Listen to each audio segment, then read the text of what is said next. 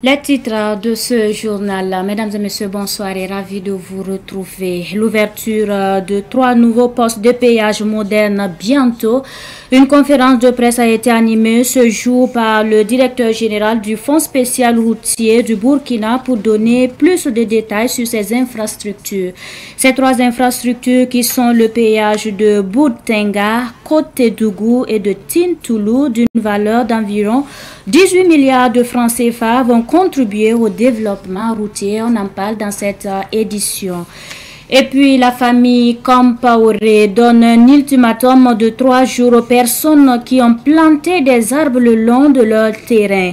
Un terrain de plus de 3 hectares selon la famille que des individus exploitent à son insu. Les membres de la famille Compaoré expriment leur mécontentement face à cette situation et accusent la mairie de l'arrondissement 1 d'être complice des occupants. Reportage à suivre dans cette édition. Une fois de plus, bonsoir et bienvenue. Le Fonds spécial routier du Burkina Faso, en abrégé FSRB, a animé une conférence de presse ce mardi sur le décret de gestion des postes de péage. Il a aussi annoncé l'ouverture de ces péages modernes dans les jours à venir pour faciliter le trafic routier. Ce sont au total 3 péages qui verront le jour avec un coût global de réalisation d'environ 18 milliards de francs CFA. Ahmed Joël Compaoré. Cette infrastructure de péage moderne, située à Boudtenga sur l'Agas Ouagafada, bâti sur une superficie de 12 hectares, est le 3e du genre au Burkina Faso. Ces péages modernes avec une nouvelle technologie viendront réduire les déperditions de recettes, améliorer la fluidité du trafic au poste de péage, sécuriser et accroître les recettes. Leur mise en service s'inscrit dans une vision à long terme. Bâtir un réseau routier résilient, moderne, équitablement réparti sur l'ensemble du territoire. Un réseau qui soutient la croissance économique, l'intégration des territoires et la mobilité des citoyens. De quoi est composé ce péage moderne? Le directeur technique du FCRB répond. Nous avons sur ce site un poste de péage à 13 voies. Donc 6 voies aller, 6 voies retour. Donc nous avons 3 voies de poids lourds et 3 voies réservées pour les véhicules légers. Et aussi sur ce site, nous avons des capteurs d'essieu. Nous avons aussi sur ce site des caméras. Nous avons aussi sur ce site des afficheurs de prix qui vous permettra justement d'honorer à quitter votre droit de passage. Pour le DG du FCRB, l'innovation dans ce décret portant gestion du péage est la catégorisation des véhicules. Le nouveau décret catégorise les véhicules en fonction du nombre de chevaux. Et le système de ces péages est bâti sur le principe du nombre de chevaux. L'autre innovation, il y a une disposition dans le décret qui dit que si vous causez un dommage, voici comment vous devez réparer ce dommage-là. En plus de ces péages modernes, plusieurs autres projets ont vu le jour grâce à ce fonds spécial routier. La réhabilitation de l'axe par Dano-Diebougou, le bitumage de la route Dandé-Kourma, Gawa-Batié, en termes de voirie urbaine. Vous avez les voies au niveau de Karpala et les alentours de l'hôpital. Également, les voies d'accès principal au quartier Rimkieta, Yagma et j'en passe. C'est le lieu pour Théodore Ouedraogo d'inviter tous les usagers à respecter les consignes. Des sanctions sont prévues pour tous les contrevenants. Avant même la prise de ce décret, il y avait des sanctions. Nous-mêmes, nous sortons pour des contrôles. Et si on vous prend, vous devez payer 10 fois plus la taxe que vous devez payer au péage. Donc ça fait 11 fois. Donc ces sanctions demeurent. En plus du péage de Boudtenga, 2 autres péages modernes sont érigés à Tintoulou, dans la commune de Tangandasouri et à Côte-Tédougou, à l'entrée de Bobo-Dioulasso. Ces péages seront ouverts à la circulation dans les jours à venir pour le bonheur des populations. Nous vous amenons à Bobo-Dioulasso pour poursuivre. Le ministre en charge de la sécurité, Mahamadou Sana, a annoncé l'interdiction des véhicules surchargés et hors gabarit sur toute l'étendue du territoire national à compter du 1er août 2025. Cette décision vise à renforcer la sécurité routière, limiter les accidents et protéger les infrastructures routières. Nos reporters Nongasida Thomas Sondo et Yasmine Abi de Savane Media Ouest ont recueilli les avis des transporteurs et usagers de la route de Bobo-Dioulasso. Les transporteurs, représentants majeurs du secteur, ont exprimé des préoccupations quant à la mise en œuvre immédiate de cette interdiction. Selon eux, cette mesure pourrait avoir un impact économique significatif si des adaptations rapides ne sont pas apportées. Les véhicules en grand gabarit, là, vraiment, ça crée beaucoup d'accidents. L'inquiétude pour nous, si réellement on arrive à vraiment organiser le système, ça va vraiment beaucoup nous arranger. Parce qu'en réalité, nous aimons ça. Et nous apportons vraiment notre soutien. Nous appelons en tout cas les transporteurs en question, tous les acteurs, de se rallier. Comme c'est un règlement et que le ministre a souligné aussi qu'il y aura un règlement de 14 burkinabés parce que bon, nous allons quand même exiger un peu les mesures. Je pense que c'est la bienvenue et que si on puisse prendre un juste milieu là, ça va arranger tout le monde. Le délai est très bref parce qu'on dit à partir du 1er août. Bon, vous savez que c'est des milliers et des milliers de véhicules. À un mois, on ne peut pas vraiment couper tous ces véhicules pour mettre à mesure normale. Abdraman Baro, vice-président de l'Union des conducteurs routiers du Burkina Faso, a salué l'initiative du ministre qui va permettre de soulager aussi un tant soit peu des difficultés que rencontrent les conducteurs. Non seulement la dégradation des voies, mais la vie des chauffeurs même est en danger. La vie des chauffeurs qui roulent des véhicules anarchiquement modifiés sont en danger. Donc ça cause beaucoup de dégâts, des accidents. Bon, aujourd'hui même les chauffeurs qui sont en train de conduire ces genre de véhicules-là, si tu fais 5 ans dedans, moi je ne pense pas si tu peux vivre au moins savoir 70 ans. Zosia Sunzaoula Dabire salue cette initiative, estimant qu'elle contribuera à réduire les accidents et à préserver les infrastructures et la sécurité. Cela n'est pas du tout intéressant pour une république, pour un pays comme le Burkina Faso. Et vous allez constater qu'à chaque fois qu'on fait un goudron, en moins de 10 ans, ce goudron est amorti, dû justement donc à ce comportement, je dis, peu orthodoxe sur nos routes. Le gouvernement semble déterminé à faire respecter cette interdiction, renforçant ainsi ses efforts pour une meilleure gestion du transport routier. La mesure, bien que potentiellement disruptive à court terme pour certains acteurs, pourrait à terme profiter à tous en garantissant des routes sûres et durables. Le défi demeure pour les autorités de concilier sécurité, économie et accessibilité dans un contexte où la croissance du secteur du transport est vitale pour l'économie nationale. L'Union des chauffeurs routiers du Burkina, UCRB, apporte son soutien à l'initiative Faso Mebo avec 5 tonnes de ciment. Un geste qui traduit le patriotisme et l'engagement de la structure en faveur du développement du pays. Abdoulaye Kinda nous en dit davantage. Les dons se multiplient à l'initiative présidentielle Faso Mebo. L'Union des chauffeurs routiers du Burkina, UCRB, s'ajoute à la liste en apportant 5 tonnes de ciment. Nous sommes là pour répondre à l'appel du président du Faso, le capitaine Ibrahim Traoré, voilà, qui a pris l'initiative de mettre en place Faso Mebo. Au-delà de notre travail quotidien, qui est de ravitailler les populations, nous ne devons pas rester en marche en tant que Burkinabé, fils du pays. Donc nous sommes là pour répondre à l'appel de l'initiative du président du Faso, le capitaine Ibrahim Traoré. Donc nous avons emporté avec nous un tout petit soutien, voilà, qui est la contribution de tout l'ensemble des conducteurs routiers du Burkina, un don en ciment. Nous avons emporté avec nous 5 tonnes de ciment. L'UCRB salue par ailleurs l'interdiction des véhicules hors gabarit en circulation sur l'ensemble du territoire à partir du 1er août. C'est un comportement que l'UCRB a toujours dénoncé. En 2019, après avoir mis en place la structure dénommée ICRAO, Union des conducteurs routiers Afrique de l'Ouest, nous avons fait un arrêt de travail de 112 heures au niveau de toutes les frontières, voilà, pour en tout cas manifester contre l'extrême surcharge. Je pense qu'au-delà de ça, nous n'avons pas eu de coût, nous n'avons pas eu d'accompagnement.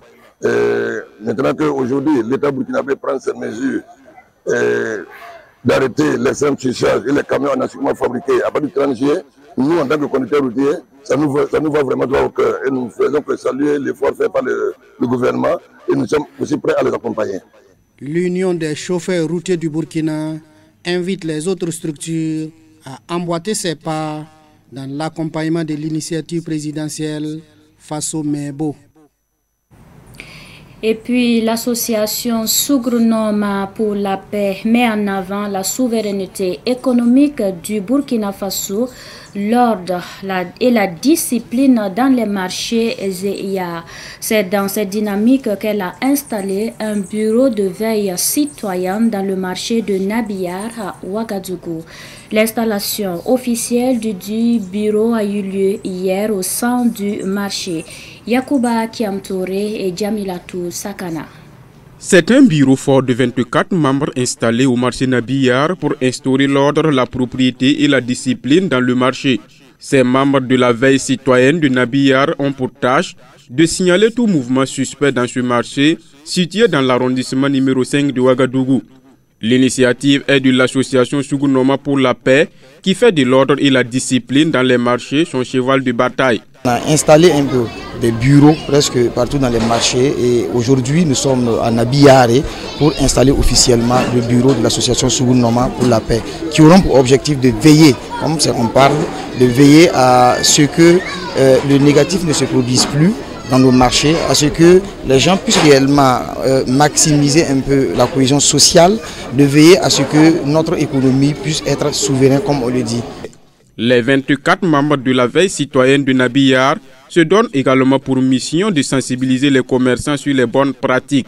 Moi, avec mon équipe, d'abord, ce qu'on va travailler, c'est la propriété au sein du marché et sensibiliser les gens, axer les voies pour que le marché soit vraiment marché haut niveau. Et encore en plus, on va demander des sensibilisations fortes au sein du marché avec les commerçants. Vous savez, quand on parle d'incivisme, beaucoup de commerçants sont toujours là-dessus. Donc on pense qu'après cette installation, vraiment on a une mission à accomplir et on demande l'aide de Dieu. Le patron de la cérémonie Nakomna Bassara et le président de la délégation spéciale de l'arrondissement 5, Issa Démé, ont salué l'initiative de l'association Sougronoma pour la paix. Ils invitent les commerçants au respect des règles d'hygiène et à la propriété dans le marché. En mettant cette structure en place, nous avons un levier sur lequel nous pouvons nous appuyer pour lancer encore l'économie burkinabé et également assainir notre milieu, le marché hier, avoir la discipline, l'ordre et la propreté surtout. Donc c'est des pionniers de développement dans les marchés hier. L'association Sougronoma pour la paix compte installer d'autres bureaux dans plusieurs marchés de Ouagadougou. Elle demande aux commerçants de veiller à la souveraineté économique au Burkina Faso. Et puis, je vous l'annonçais en titre, la famille Compaoré au quartier 600 de Ouagadougou lance un ultimatum de 3 jours à ceux qui ont planté des arbres le long du canal. Passé ces 3 jours, la famille se réserve le droit d'arracher les plants. Elle accuse la délégation spéciale de l'arrondissement 1 d'être en complicité avec les occupants anarchiques. Fatih Sankara et Samira Ilboudo y ont fait un tour ce matin. C'est avec stupéfaction que les membres de la famille Compaoré découvrent la mise en terre de plusieurs plants le long de leur terrain. Une occupation anarchique selon les fils Compaoré, puisqu'aucune information ne leur a été communiquée. C'est le génie civil qui est venu enlever tous ces remorques et puis planter les arbres. Et on dit, le petit papa s'est déplacé pour venir les demander, ils disent que c'est la présidence qui les a envoyés. Et nous savons que ce n'est pas la présidence, c'est manigancé par le Richard qui veut payer et la mairie qui veut vendre, qui veut payer par nos enquêtes, nos propres enquêtes, montrent que c'est quelqu'un qui veut payer, qui est en bas de ça, qui ne veut pas donner l'argent, qui dit qu'il faut payer tout le monde avant que lui ne paye. Et si l'État mène des enquêtes, ils vont connaître ce monsieur-là. Je ne vais pas dire son nom ici. Si c'est la présidence qui a envoyé les génies civils venir faire la présidence dans laquelle nous convoquons, on va aller répondre. En plus du reboisement anarchique, d'autres individus exploitent à l'insu de la famille son terrain de plus de 3 hectares. Les membres de la famille Compaoré accusent la mairie de l'arrondissement 1 d'être en complicité avec les occupants anarchiques. Tout ça, là, les gens viennent seulement, on ne sait pas qui paye. Et on s'est renseigné, on a mené des enquêtes, on dit que c'est la mairie qui encaisse, la délégation spéciale qui encaisse l'argent. Ils envoient des gens sans les reçus encaisser l'argent sur le terrain. Et on a des audios pour ça. Ils disent qu'ils viennent, ils envoient sortir, prendre l'argent, mais eux-mêmes ne savent pas qui reçoit cet argent. Mais nous, on pensait que la délégation spéciale était là pour quand même faire ce que la mairie n'a pas fait. Changer les choses. Parce que ce n'est pas un maire, c'est une délégation spéciale qui est là. Chaque mois, la délégation spéciale envoie des gens encaisser de l'argent ici. Nous, on a des audios. On a convoqué tout le monde ici pour les demander. Pourquoi vous payez la location là à qui? On dit que c'est à la mairie. Ils savent que c'est pour nous. Mais cette force-là, nous voyons que ça doit finir avec ce régime-là. Pourtant, l'affaire est en justice depuis 2019. Plus de 12 hectares du vieux Compaoré ont été exploités pour les lotissements. Pourtant, ce dernier n'a pas été attributaire d'une seule parcelle. C'est pourquoi les fils Compaoré se battent pour que les 3 hectares restants ne leur échappent pas. On attend le résultat de la justice, ce n'est pas sorti et on se permet de venir déguerpir des gens pour donner à quelqu'un. Il s'agit de plus de 5 terrains, de près de 3 hectares et demi ou 4 hectares qui restent. Mais ils veulent en bas encore manigancer pour vendre ce terrain. Nous ne sommes pas d'accord. Nous voulons que justice soit faite, que les autorités là, s'ils entendent, qui mènent des enquêtes, qui nous appellent pour écouter, parce que nous ne sommes pas d'accord pour ça. Voilà. Qu'on libère notre espace. La famille Compaoré demande à ses occupants anarchiques de libérer son terrain avant ce samedi. Passé ce délai, elle se chargera de déraciner les plants. Dans la commune de Kokologo, province du Boulkiamdé, en prélude à la célébration du 50e de l'école primaire publique Pitmouaga Garçon, les anciens élèves se sont engagés à doter l'école d'un nouveau bâtiment de 3 classes. La cérémonie de pose de la première pierre a eu lieu samedi dernier. Les détails avec Shérif Boukari Djanda. Ouverte en octobre 1975, l'école Pitmouaga Garçon va totaliser 50 années d'existence en octobre 2025.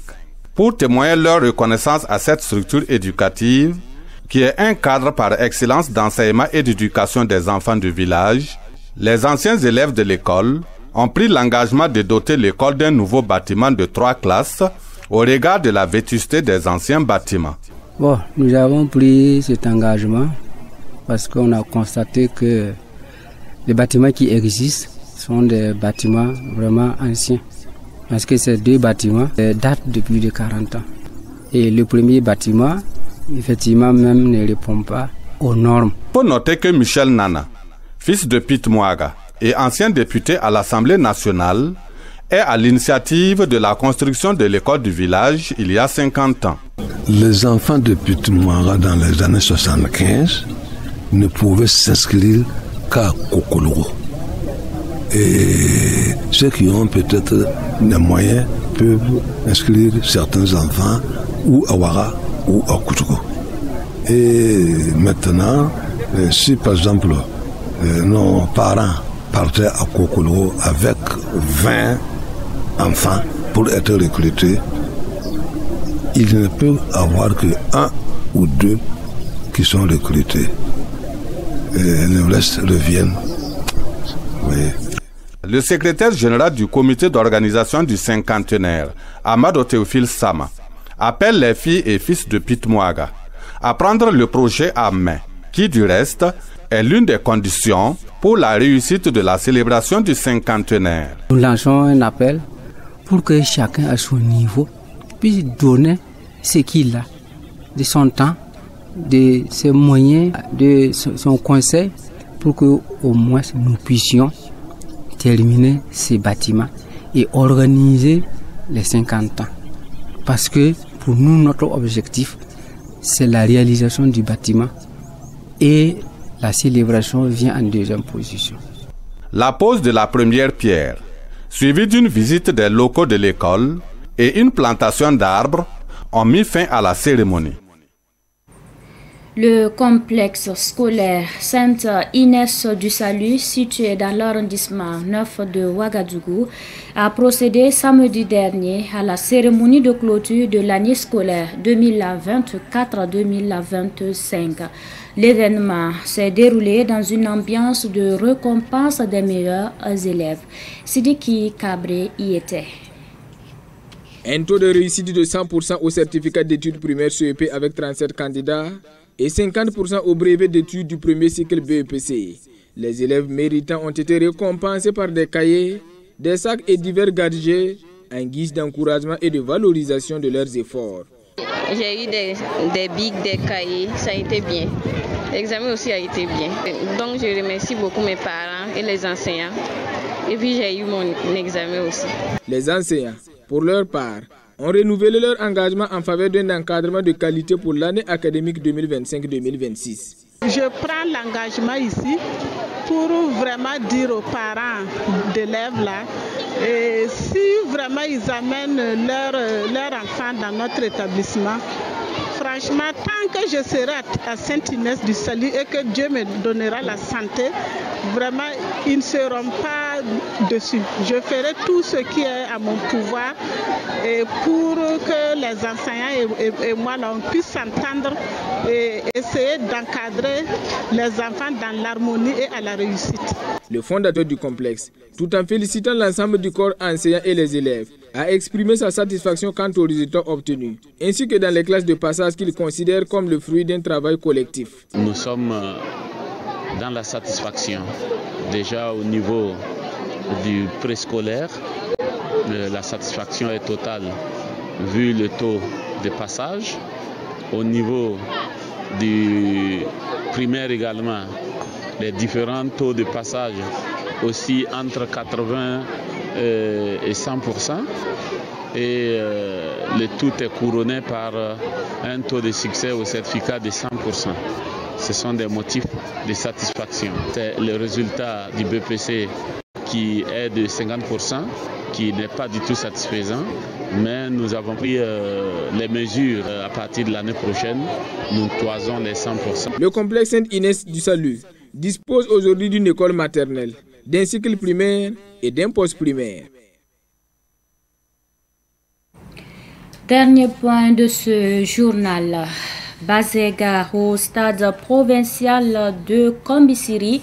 Le samedi 28 juin dernier, la ville a vibré au rythme de la finale de la première édition de la Coupe du Haut-Commissaire du Bazega.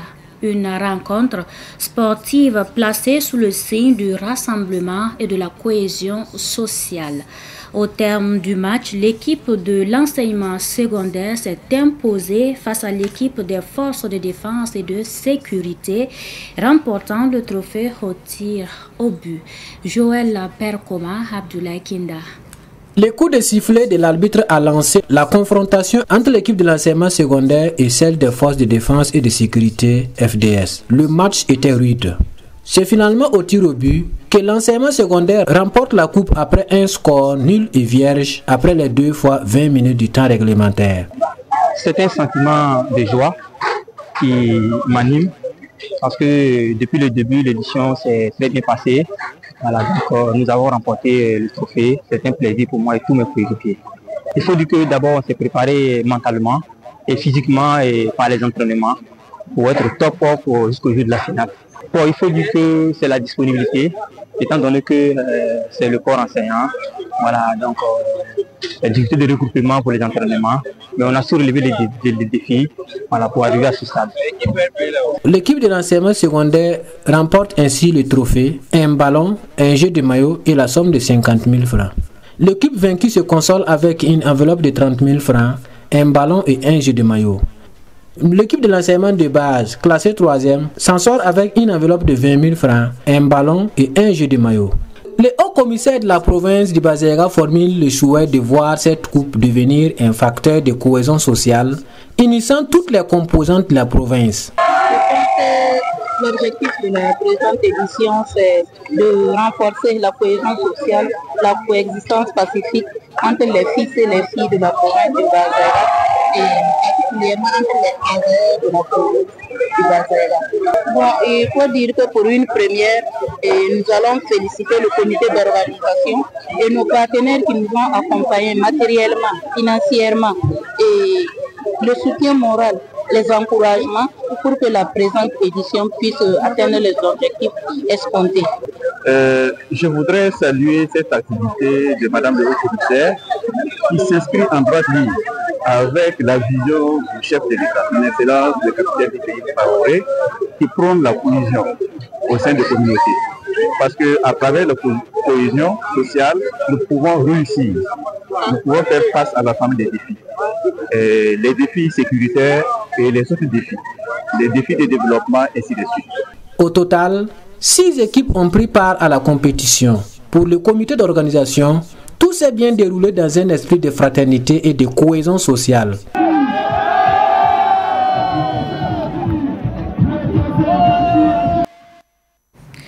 C'est l'essentiel de ce savant soir. Merci de nous avoir suivis. Très bonne suite en compagnie de nos programmes.